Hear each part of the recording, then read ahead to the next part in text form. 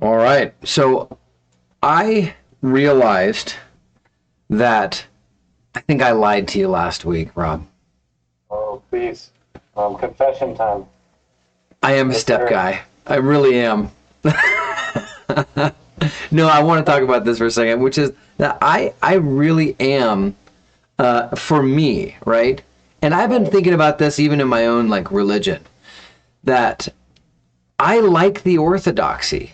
I like the foundational components of the steps or of like religion. For me doing sobriety without the steps would be like me being a Christian without taking communion. It's like in that level of like there's the rituals, right? Right. So when a lot of people that I encounter when I try to get sober beforehand without those rituals, right? And I'd actually be curious to ask you what your rituals are without step work and without the structure of AA. What are your rituals? Because I know that my sobriety would be in jeopardy if I didn't have those rituals.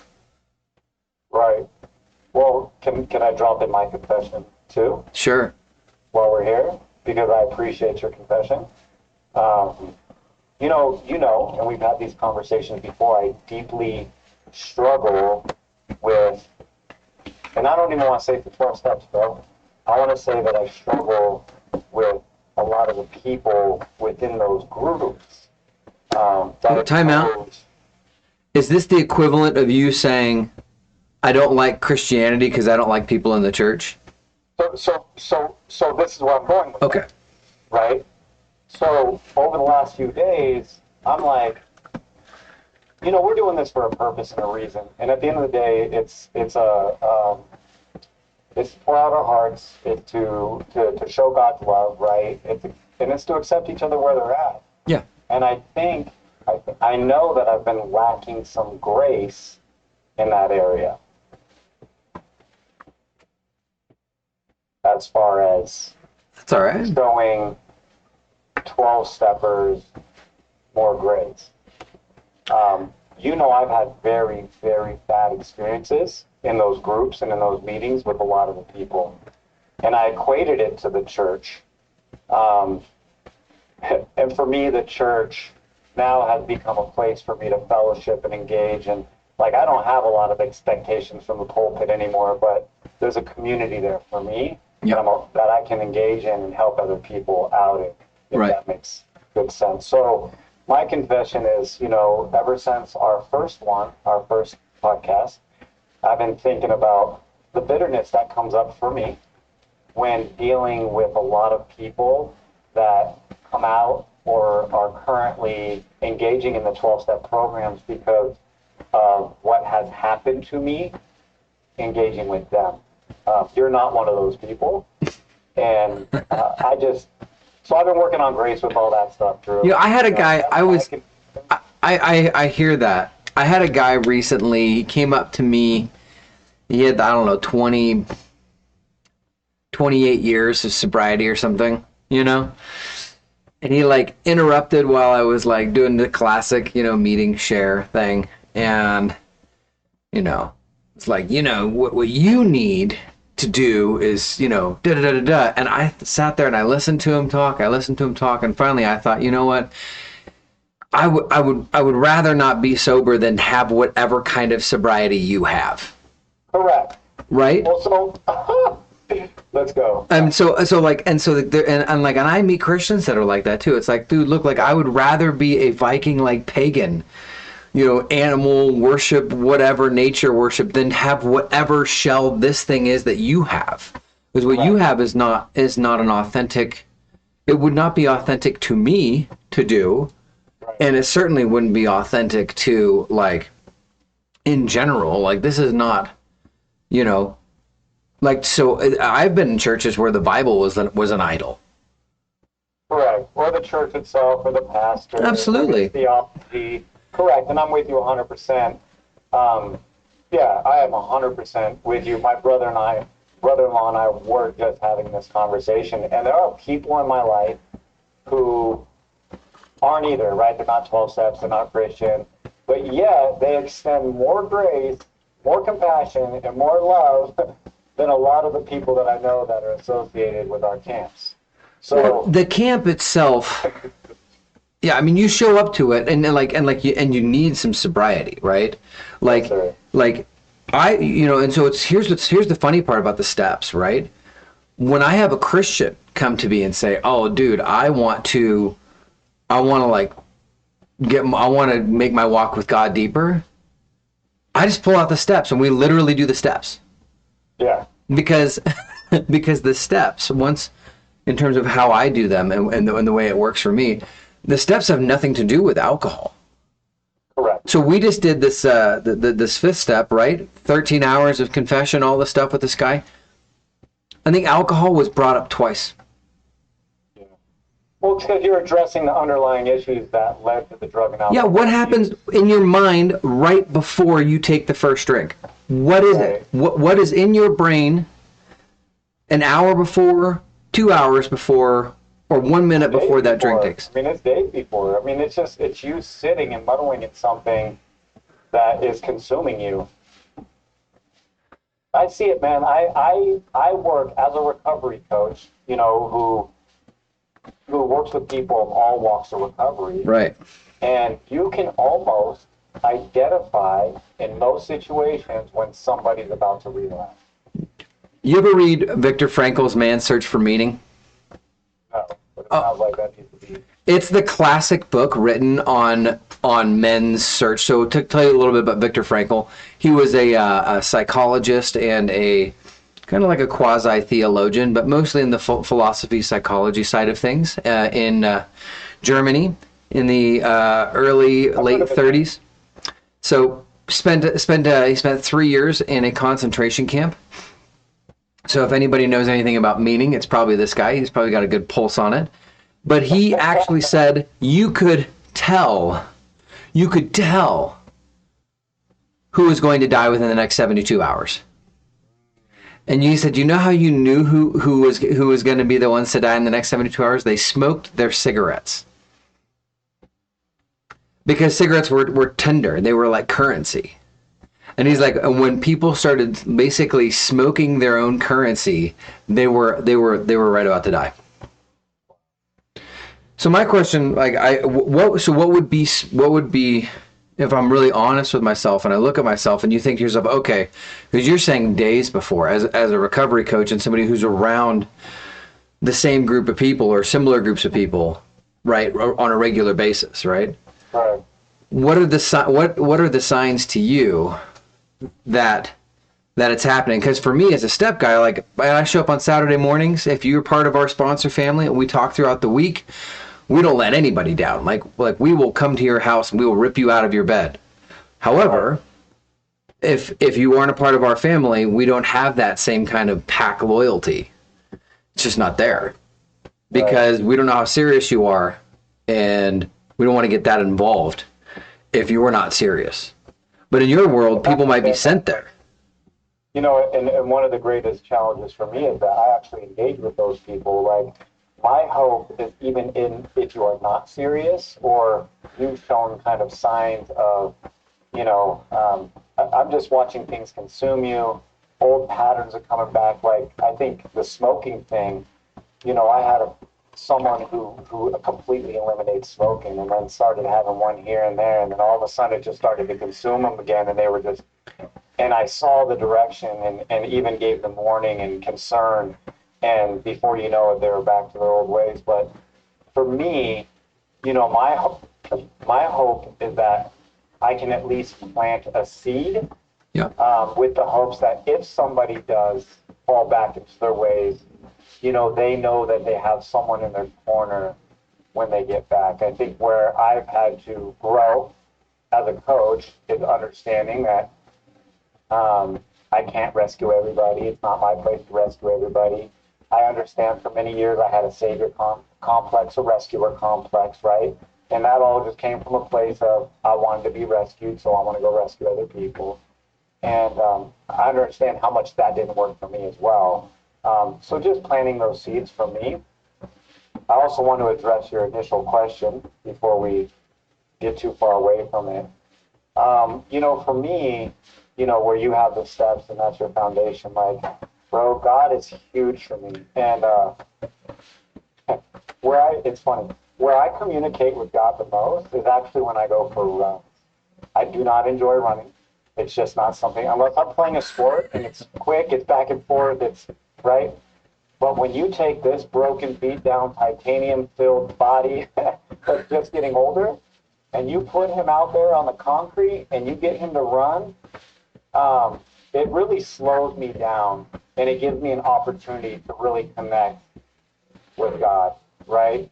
And that's where a lot of my conversations, I mean, I pray a lot, I read a lot, I engage with God a lot, but for some reason, it's that one movement that I'm not like super fond of that actually pours into me the most. And so I have a lot of deep conversations, and I'm always willing, if I'm struggling with anger or hurt, I'm quick to start to unpack that to say, okay, where is that coming from? How is this associated to previous trauma experiences, my childhood? And is that why I'm responding this way? Because responding this way doesn't work for anybody. It doesn't. Right. And that's just kind of approach that I've taken without steps. But also, I get to engage with men like you who, can say, hey, we have a step for that. And you can engage in a conversation with me, while applying what you know, right? And, and two, having amazing people that have my back, that truly care about me, that are going to guide me through as well, because I know that I'm a communicator, right? And I'm an engager. So I need that human connection to help me sort things out as well. Right. Well, and that's where the steps are nice to have to fall back on, right? So when I don't know what to do, and for example, step 10 is taken, which is, improve my, not improve my constant contact, but basically like meditate, right? And connect with God. It's taken from the document called the Examen, written in 1094 AD, right? So that step is not an AA step. It's actually a like a monk step. Yeah. And so each step in terms of the step work is just a solution that was found by those guys. And most of those steps were found in William James's Varieties of Religious Experience. So it's not even like the steps are some sort of like mystical power type thing. It's just like, hey, look, this is what has worked for people over the last 3,000 or 4,000 years. Maybe it'll work for you. Right. And so, whereas like in the when I'm the one in charge, the problem is that if my mind is the mind that got me in the situation where I am, it's unlikely that my mind is going to be the same mind that's going to recognize the solution that actually solves the problem. So I need something outside to actually communicate to me on the inside that is in a different way of thinking than I think now naturally. Right. And that's the whole point of like, even with you, what makes your sobriety in my mind so awesome is just that you're talking about recovery and sobriety all day long, every day, to everybody, all of the time. Right. And because of that I mean, and that at the end of the day, that is the revelation Bill Wilson had. His whole entire revelation was, I stay sober when I talk to people about my sobriety. Right. Well, for me, it's to open up those doors of communication and to get those walls to come down and being so transparent and vulnerable about my story. Because again, like you said, it's not about the drug and the alcohol. It's about all the underlying issues. Right. And so for me to be able to engage with people and leave that door open for them and for them to feel comfortable enough around me that they can trust me, because trust is a big deal in the recovery, addiction, mental health world, right? Most of us were violated on some level, whether it's with our parents, family, neighbors, whatever, we develop walls. And so to be able to spend time with someone, build relationship with somebody, and them to know 100% what I'm all about. And I will guide them to, I'll guide them to 12 steps. I'll guide them to Celebrate Recovery. I'll guide them to church. I'll encourage therapy. I'm not dismissing any modality, because I know for me, my modality was a personal relationship with Jesus, and to constantly engage in that, and to have this picture in my mind of like what he went through. Like, I can't even touch that. And I'm grateful for that whole situation. So, I have to remind myself, like, bro, it ain't that bad. Right? It ain't that bad. I definitely don't get into, like, my trauma was worse than yours kind of thing. Like, bro, we all receive and process things differently in the way that we do. Right? And so it's just about meeting people where they're at and helping them where I can. So when I sit down with somebody, the first thing that my sponsor said to me that I say to guys is, and they're usually like, they're fresh out of rehab or something like that, maybe got 28 days, something like that. And the first thing I say to them during our first meeting is, hey, look, here's the deal. Do you think that this thing could potentially kill you? And they say yes, right? Because I'm not sponsoring somebody who doesn't think that this is going to, that this thing is out to kill, it's not out to kill them. And then the next thing I say is, are you prepared that when we're done here to save someone else's life? Are you prepared to accept that level of responsibility? Right? So that someone's recovery is never about just their own recovery. This is not about you to self-actualize. This is not about you to individuate or to realize, your calling. This is about you doing the work because you want to live and you're prepared to save someone else's life. And sobriety in my universe isn't any more than that. It's also not less than that, right? Right. Because if this becomes a self-help program, this is a save lives program, and a lot of times people are like, oh, I want to get sober. Well, but do you want to help others to recover from sobriety? Because step 12 for us is like, and help others to recover from alcoholism. So if you're not committed to that 12th step, if you're not committed to helping other people, I don't even think it's going to work. Right. It's not about you. I mean, it is about you, but it's not about you. Well, the goal, the end game, is always to put yourself in a position to help others. Right. That's the end game. But also to enlighten and brighten the lives around you, right? Because our unresolved traumas and addictions have hindered those people. For me, what are you holding on to? What is it that you need to drown out that is so miserable, like that is just eating you up from the inside out? Like, The you suck voice. Huh? The you suck voice. What suck voice? You suck. You suck. Oh, You suck.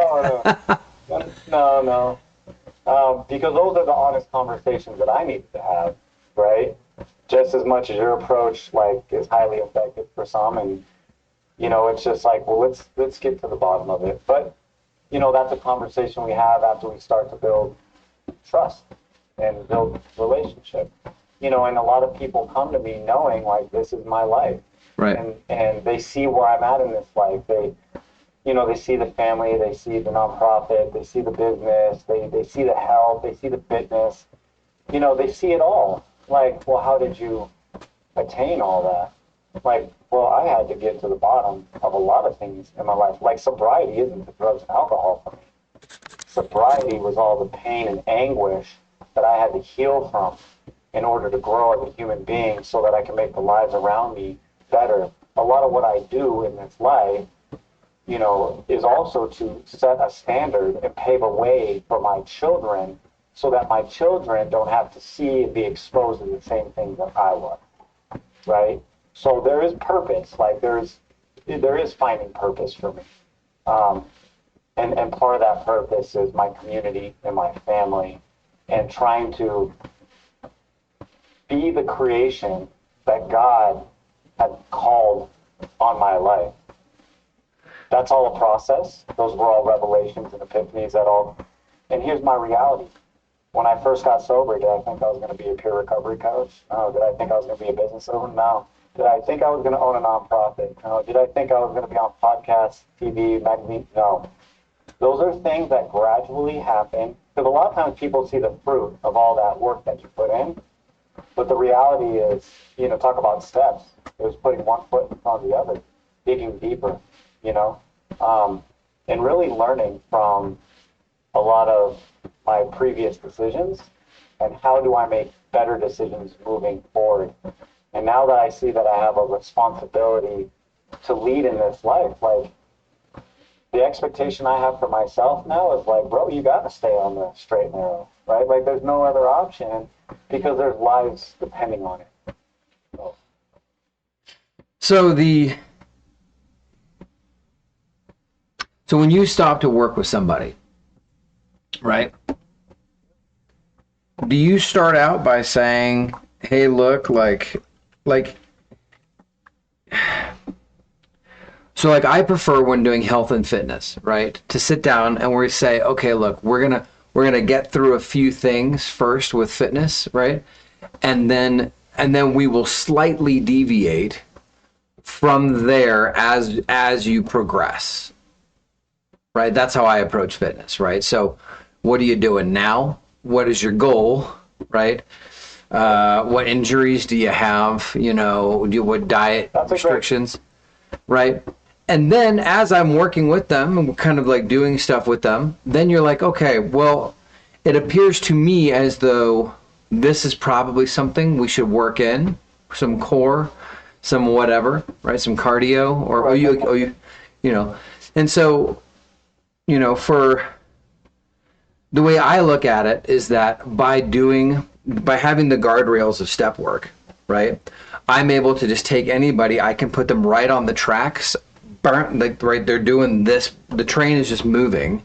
And what that allows me to do is to kind of meander up and down the train as a conductor and just be like, because the train's already moving. So now I can actually be really calm and really patient in the work, knowing that the step we're doing, it's not about the step. So I'm actually able to listen to all the other stuff that's happening while they're talking. And it's not even about that, because I'm actually like listening for the things that are like subtly right in the background, right? Like, it's not about the fact that the train is going to Cleveland. It's about why they got on the train to go to Cleveland. But because the train is just going to Cleveland, I can actually sit there and listen to them talk about why the train is going to Cleveland or why they're there. And then that actually allows me to actually settle down in my working with them. Because I know that I don't have to have the answer because the train's already going to Cleveland. So by doing the steps, it allows me to be very present with people and to not feel like I have to even have an answer. The train's going to Cleveland. I already know that. They already know that. So now we can just sit down and talk. So you brought up a really cool point because, I'm a fitness coach. Right. Something that a lot of fitness coaches do, and this applies to recovery and mental health, is that no one is asking, what kind of injuries did you have? Because I understand as a movement coach, those injuries created imbalances and may create challenges when executing certain movements. Since I tore my ACL off, I am mortified of doing a jump down and to the left at a 45-degree angle while climbing down a mountain, right? Because mountaineering is my thing. So the idea that I'm going to jump left and go down, right, and get that sideways motion on that knee, super scary for me. So there's a lot of stuff that injury created a trauma for a movement that I used to love that now I'm scared to do. Well, I actually worked with a guy who had a similar injury, and when we were working together and I was coaching him through a lot of stuff, like, he would break down crying, right? Because of the trauma that was attached to him to that injury. And, being able to support someone and walk someone through that and show them the proper way to move and to help them build that confidence And a lot of times, like I was just talking to my boss about this, you know, when you execute a squat, someone thinks the squat is a one movement kind of deal.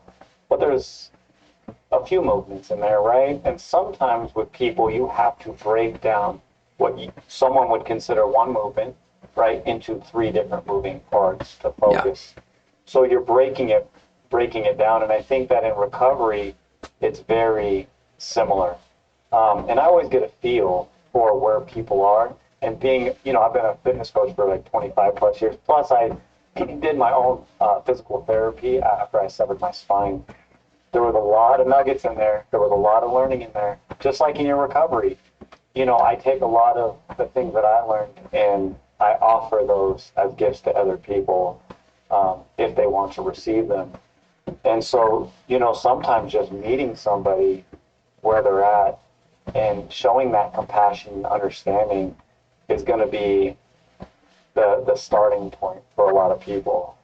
You know, Yeah. you have to get a feel for it. Go ahead. I was going to say, so my question is, or rather, when I'm doing it, because I know that I have a track that I'm going to go on, that allows me to calm down and be present. How do you establish the track when working with a new guy? Just getting to know each other. Just getting to know each other? I'm trying to be very relational and I'm trying to get to know them and I'm letting them know that somebody is in their corner because you have to understand, like, not everybody, you know, a lot of people have tried the 12 steps or they tried church or they tried therapy and it just doesn't work. So being able to be with them in the moment and kind of feel them out, because again, it comes to a lot of it just comes to trust issues, man. And if we can develop that relationship, like that is the starting point for us. Yes. Well, I mean, So it's really engaging and getting to know people and like talk about like knowing someone's injuries. Like, you know, it's knowing what brought you to this point and how can we work together and how can I help this individual see something a little bit different that can get them moving in another direction. And again, you know, I really lean into God for a lot of that stuff. And you know, I don't have the answers for everything, Drew, but I know that my process and what I've done has worked for a lot of people, and then there's going to be people that, you know, maybe it just hasn't worked for. oh, I know, absolutely. Yeah. And AA doesn't work for everyone. I think that the people that AA works the best for are men who drank with the intention of wanting to be accepted in a tribe. So if you were a previously initiated man, so you're in the military, the day you leave the military, you actually lose your initiation. Because Right. initiation is when you have a responsibility to a tribe. So Yeah, if you don't have responsibility to a tribe, you're not initiated. So like, you know, you leave college or whatever, and then all of a sudden you feel lost in the universe. You move, you lose your entire friend group, right? All that kind of stuff. So in AA world, or in any 12-step program, that where people like to have that kind of structure, right? I like that kind of structure. I like that kind of hierarchy. To there's me, great structure and there's a lot of community that comes along with that. yeah, and to me, it's worth it to sacrifice my own opinions to have the community. I would rather go to a church that maybe has a couple of doodads that I just don't agree with, but I love the people. Right. Because the doodads don't matter. Well, and I think that's how I approach church now. Is how, you know, how you approach the, you know, a group or a meeting for 12 steps. Like that's how I approach church. Like, you know, I'm there to engage with the people that I'm supposed to engage with. Like I don't subscribe to everything doctrinally or whatever that the leader is pouring out. You know, I don't always subscribe to all that, but I know that my purpose there is much more needed than my regard for their theology.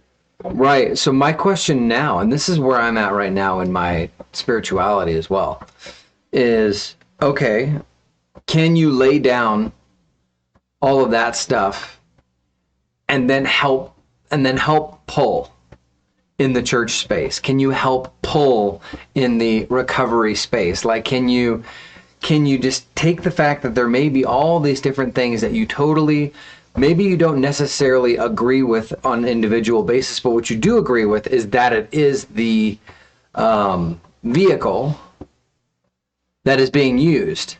The church is the vehicle, whether we like it or not, that is being used for Christianity. AA is the vehicle, whether we like it or not, that foundationally creates the step programs, right?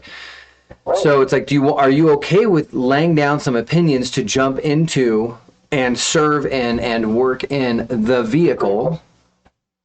Or do you need to like jump and put your body on the gears and the levers and say, I'm going to prevent this machine from working because it sucks and it's hurting people?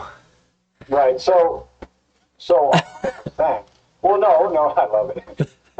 So, I mean, you know what I do.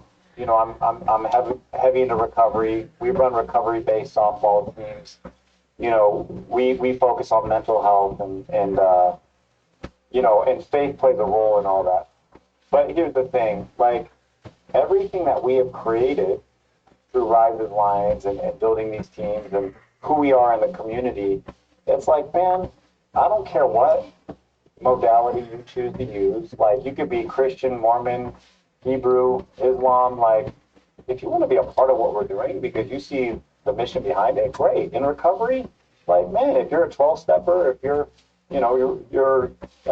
Celebrate Recovery, which I guess is another form of 12 steps, if you are strictly into therapy, whatever your modalities are, like, dude, come join the mission, right? Because I don't want the division. I don't have to agree with everybody's doctrine and all. Like, bro, there's a greater cause behind all this stuff, and for me, it's about human connection and getting healing through that human connection, and people being more open-minded to other people's processes or vehicles, because that's what we need. Like, I've seen way too much division in the church. And again, at some point we could talk about my experiences and meetings in AA. Like, I've just seen too much division, and I've been on the receiving end of a lot of that stuff, man. But so how do we alter that? How do we change that? How do we, hey, you do you, and that works for you, and that's amazing. But let's come together for the greater good, so we can improve the health of our community. And that's the mission that I'm on. I think that mission is great. I know for me, the big reconciliation that's happening in my life is my own reconciliation back into my own religion, and learning to enjoy my Christianity not as a personal relationship with Jesus Christ, but learning to enjoy it as the religion as such, and reconnecting with because I kept thinking to myself, man, like, I love the ritualistic aspects of AA and the way that it works. I keep thinking, oh man, those, when I read a lot of anthropology and you're like, oh man, those ancient cultures, they really had it. But what they had was they had an elder, and they had a fire, and they had a peace pipe, and they had rules, and they had rituals, and they had an initiation ceremony for things, and like all this stuff was very rigid. And it's like, and they weren't individuals, they were a society, and the society was the focus, not the individual, right? And so I'm finding that as I get older, the more I'm like, wow, I really wish that I had more of a society or a culture to fall into and be a part of. I love this. Right? And so then submitting to and saying, no, like I actually want the religion of my Christianity. I'm actually less concerned with the spirituality at this point, because I know what my walk with God is like. I know, and I'm okay with it. I'm happy with it. But the older I get, the more I recognize that what I'm missing is the structure.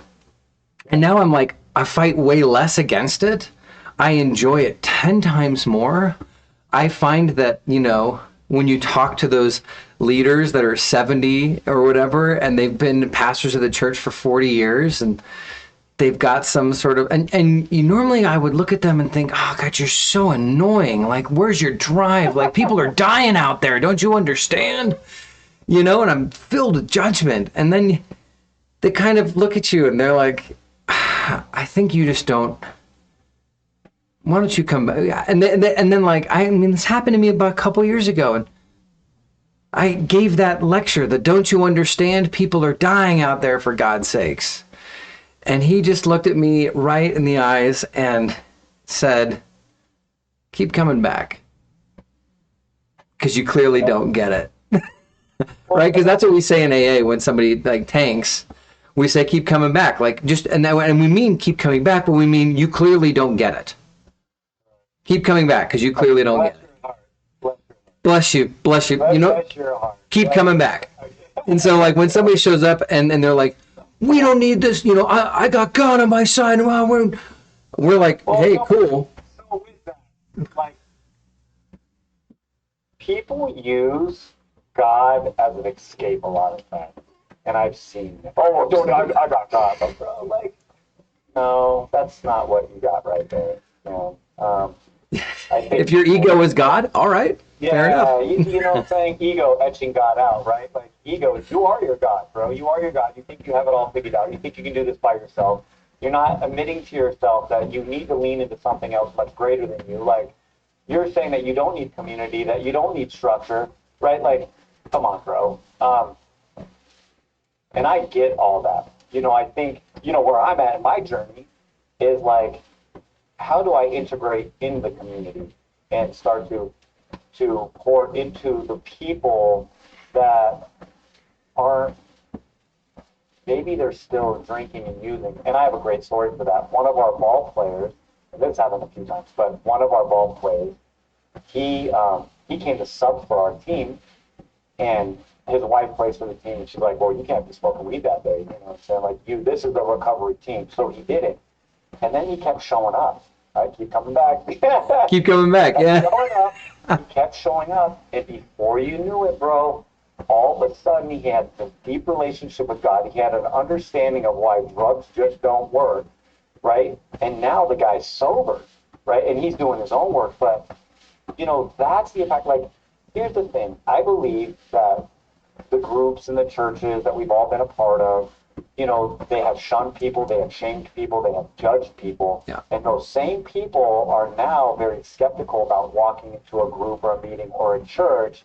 So how do we go out into the community and change the narrative?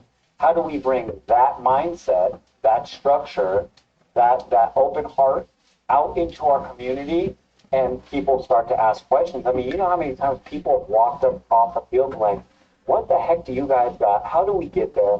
You know what I'm saying? Like, I wish we had something like what you have, you know, and then you can start pointing them in directions. You can start engaging. And so for me, that's kind of been, you know, it's kind of like being an apostle or disciple going out. Watch out calling yourself an apostle. One who you're fine. You're fine. I'm apostolic. All an apostle means is one who is sent out to start things. Last time I checked, you're quite apostolic. You're totally fine. Yeah, but we have to be careful because there are many people in the religion of Christianity who love to title themselves that, prophets, like, I'm good, man. No, you're totally fine. And to be fair, you are apostolic. And the reason why, so I want to cover this just sociologically speaking, what you're talking about. Yeah. So Victor Turner, who's one of my favorite anthropologists, he says that when people jump into a group, right? And they group. So you take 12 guys and then you put a jersey on them. They are now one thing.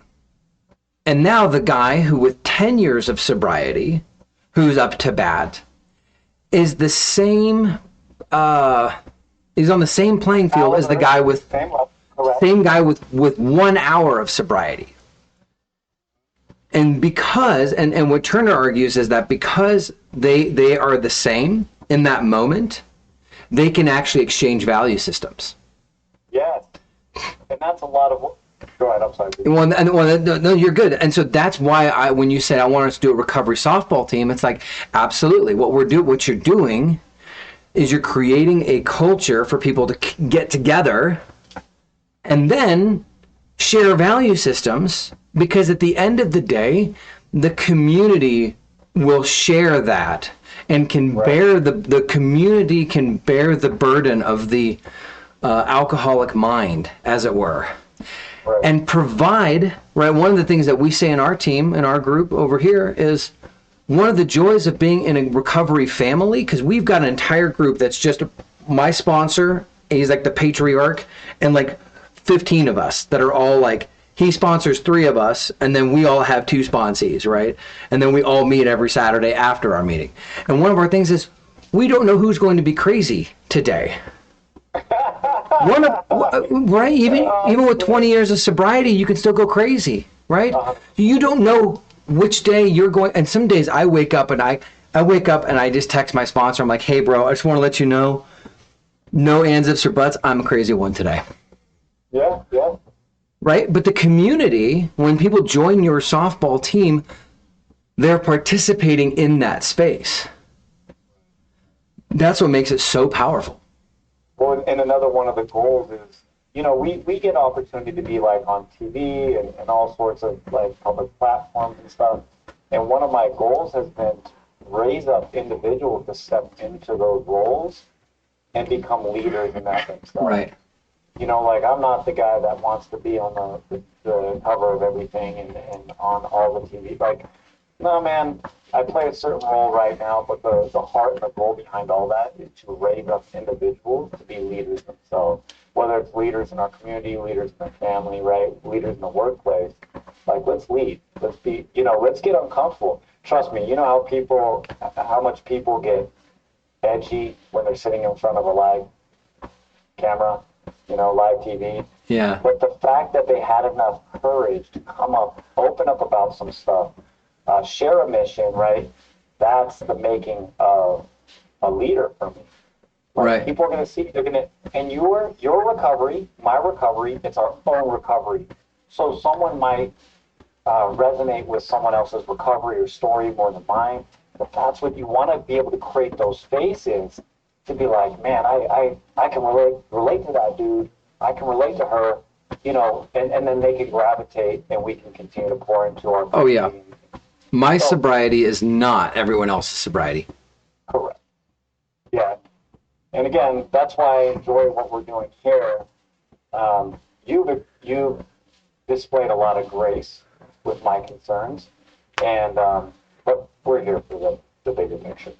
I think so. And at the end of the day, like, we both are strangely, and last week what we really came down to was that this is about a spiritual experience, about you connecting with God. Correct. Today is like, look, the tribe is there for you, and the tribe actually helps to facilitate that experience within you and keep you going. Right. So, and I don't think we're so different in saying, well, you need God, and you really do need a tribe. You need community. You need a tribe. 100%. you need a community. You need a tribe. So it's like, Correct. that's awesome. Yeah. We're not that different. It's, No, and I never thought we were. yeah, no, of course We not. both love Jesus. I just mean even in methodology. Yeah, right. No. Even the No, I methodology is not that appreciate different. Well, and I appreciate and respect a lot of your knowledge and your insight. You know what I'm saying? Like, I learned from you. I think the moment that we think we have it all figured out, the moment I think I can push a 12-step away because I don't completely agree, like, I'm only hurting myself, I'm hurting the people around me, I'm hurting the possibility of helping others. Like, I just never want to be in that space, man. No, and one of the tenets of the program is openness. And if I'm not open to people getting sober without the 12 steps, I'm not very open. Well, and that's one of the, this would be great for the next episode. That's one of the struggles that I've had with confronting or engaging with, and this goes for all walks of life, man. It's not just 12 steps. Yeah. But those that say my way is the only way, it happens in the church too, bro.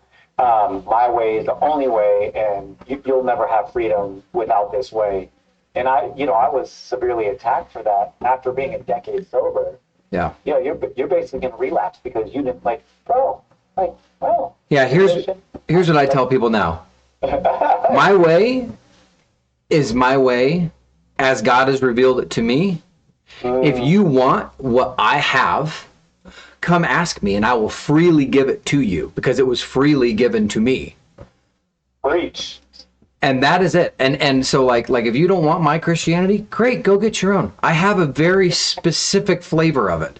It is what it is. And you know what? I will make no apologies for that. I had a revelation yesterday. I remember people of the podcast will learn over time that I read Nietzsche a lot. I probably read Nietzsche for half hour almost every day. Certainly more than I read my Bible at this point in time, just because I find it to be much more challenging and enlightening in terms of like bringing up all those resentments and everything, right? It's a fun dive into this stuff.